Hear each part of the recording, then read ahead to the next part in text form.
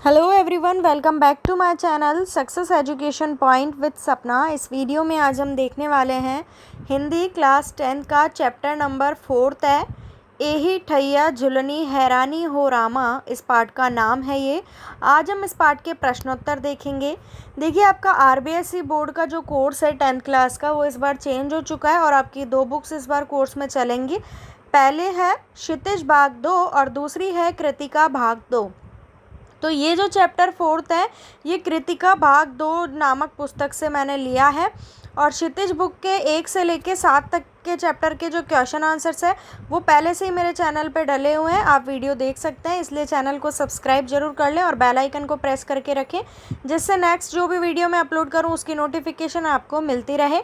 और कृतिका जो बुक है उसमें तीनों चैप्टर के फर्स्ट, सेकंड, थर्ड तीनों के मैंने क्वेश्चन आंसर्स अपलोड कर दिए हैं अपने चैनल पे, आप देख सकते हैं। आज हम लेसन नंबर 4 के क्वेश्चन आंसर्स देखेंगे, तो वीडियो को लाइक, शेयर और चैनल को सब्सक्राइब जरूर कीजिएगा।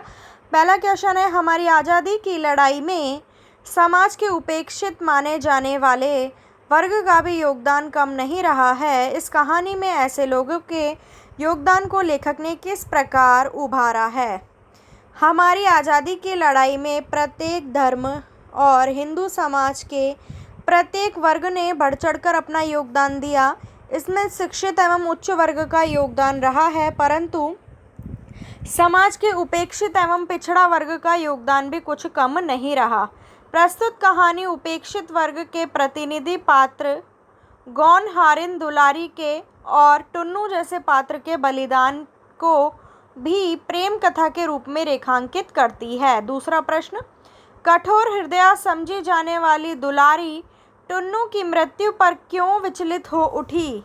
तो इसका उत्तर है, दुलारी अपने पेशे के आधार पर कठोर हृदय थी।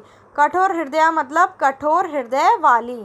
वह मुंहफट और अक्खड़ स्वभाव की थी, लेकिन वह टुन्नू की मृत्यु पर विचलित हो उठी क्योंकि उसके मन में उसके लिए एक अलग स्थान बन गया था। तीसरा प्रश्न, कजली दंगल जैसी गतिविधियों का आयोजन क्यों करता होगा।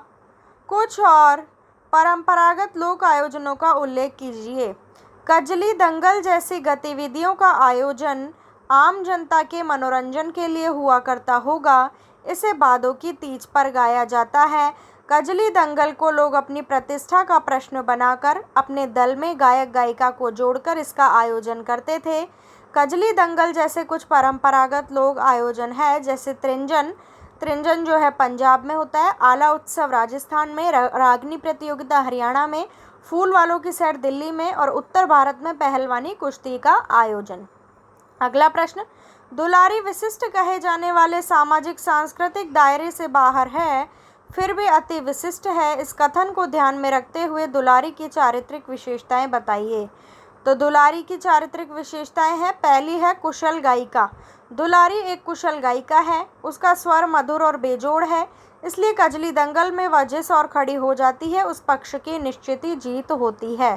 स्वाभिमानी, दुलारी स्वाभिमानी है, वह अपने स्वाभिमान की रक्षा करने के लिए और शरीर को स्वस्थ रखने के लिए रोज कसरत करती है।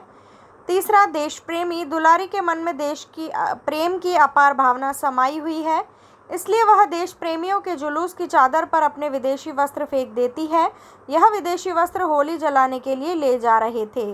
अगला, भावुक हृदय, ऊपर से कठोर दिखने वाली दुलारी टुन्नू के प्रति अव्यक्त प्रेम रखती है। वह यह भली प्रकार जान चुकी है कि टुन्नू उसके शरीर को नहीं, गायन कला को प्रेम करता है। पांचवा, निडर स्त्री, दुलारी एक निडर स्त्री थी। दुलारी अकेली रहती थी, अतः अपनी रक्षा हेतु उसने स्वयं को निडर बनाया हुआ था, निडर जो कि किसी से नहीं डरता। पांचवा, दुलारी का टुन्नू से पहली बार परिचय कहाँ और किस रूप में हुआ। दुलारी का टुन्नू से पहली बार परिचय कजली दंगल में तीज के अवसर पर हुआ था। दुक्कड़ पर गाने वालियों में दुलारी का खासा नाम था, उसे पद्य में ही सवाल जवाब करने की महारत हासिल थी। उस दंगल में दोनों का प्रतियोगी की दृष्टि से आमना सामना हुआ था। 16-17 वर्ष के लड़के ने दुलारी को भी अपने आगे नतमस्तक कर दिया था, नतमस्तक अर्थात झुका दिया था, और यहीं पर एक दूसरे का पहली बार परिचय हुआ था। अगला प्रश्न, दुलारी का टुन्नू को यह कहना कहाँ तक उचित था, ते सरबउला बोल जिंदगी में कब देख ले लौट, दुलारी के इस आक्षेप में आज के युवा वर्ग के लिए क्या संदेश छिपा है? उदाहरण सहित स्पष्ट कीजिए। टुन्नू के गायन का जवाब देते हुए दुलारी ने कहा था कि तई सरबउला बोल जिंदगी में कब देखने को लौट। इसका भाव यह था कि तुझ जैसे सिरफिरे ने जिंदगी में नोट कब देखे। यहाँ लौट के दो अर्थ हैं। यह कि न तो 16-17 वर्ष की अवस्था में टुन्नू ने परमेश्वरी लौट ही देखे हैं और न ही नोट अर्थात धन रुपया ही देखा है, क्योंकि टुन्नू के पिता गरीब पुरोहित हैं जो कौड़ी कौड़ी जोड़कर अपनी गृहस्थी जैसे तैसे चला रहे थे। दुलारी के हिसाब से पूर्ण कथन में यह संदेश छिपा है कि युवा वर्ग को अपने सपनों की मनमोहक दुनिया को छोड़कर कठोर यथार्थ का सामना करना चाहिए, क्योंकि जिंदगी में न जाने कब किस मोड़ पर कब किस कठोर स्थिति का सामना करना पड़ जाए। अगला प्रश्न, भारत के स्वाधीनता आंदोलन में दुलारी और टुन्नू ने अपना योगदान किस प्रकार दिया? दुलारी और टुन्नू एक दूसरे को मन ही मन चाहते थे। उन दोनों ने भारत के स्वाधीनता आंदोलन में अपनी अपनी तरह से त्याग किया।